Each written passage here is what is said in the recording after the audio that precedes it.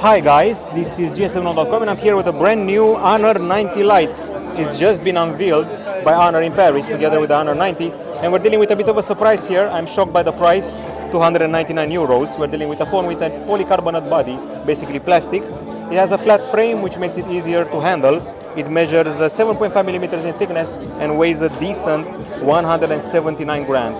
You can tell by the camera design that it pertains to the Honor 90 series, but it looks more like the Honor 80 because the two modules overlap. Its secret weapon is the 100 megapixel main camera, which is accompanied by a 5 megapixel ultra wide and 2 megapixel macro. We have a dual LED dual tone flash, and in this punch hole here you can see a 16 selfie shooter.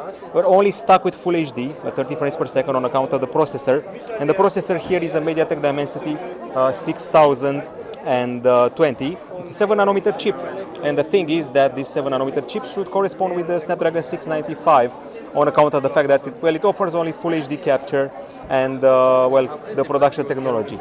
Other things we're mentioning about the device is the generous screen. It's quite generous. 6.7 inch IPS LCD, 90 Hz, Full HD plus resolution. More specs can obviously be learned from the dedicated About section.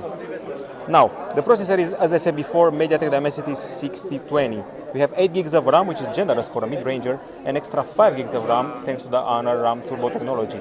256 gigabytes of total storage, and as I mentioned before, the resolution is Full HD. Just so you know, the battery is also pretty appealing, and I'm talking here about a 4500 mAh unit with 35 watt charging, which brings the battery to 55% in just 30 minutes. Not bad. This OS I'm running is Android 13 with Magic OS 7.1 applied on top of it. And of course, I'm going to enter the camera now because I told you everything. I should probably also start mentioning that it's a 5G phone. And these are the special options: panorama, stickers, story, slow-mo, time-lapse, high-res, pro, HDR photo, super macro, scan documents.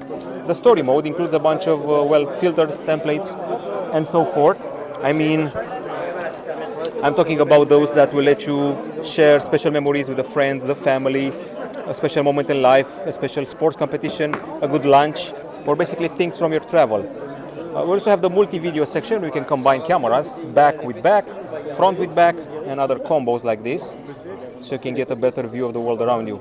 Video is limited to Full HD, as I mentioned before, only Full HD and only 30 frames per second. You cannot go higher than that, the CPU can't do that. We have the photo mode here, which is AI technology, which identifies objects and scenes. There's portrait here, with its own trace of beautification. There's a night mode, and there's the aperture, which I like to nickname bokeh for objects. And you can actually go ahead and set the aperture from here. Okay, portrait. This is how you activate the bokeh on. It's important to remember that. And in the multi-video, you can also trigger stories from here, just so you know. And we also have scenes, which is another part. It's a multiple part video, 5 parts, 4 parts, with a different perspective on the scenarios around you.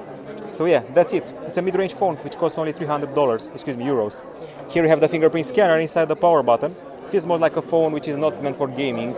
It's meant for casual camera use, TikToks, maybe a bit of Netflix on account of the large screen, which is honestly pretty bright, considering it's not an AMOLED. So yeah, promising within the mid-range segment without blowing us away too much.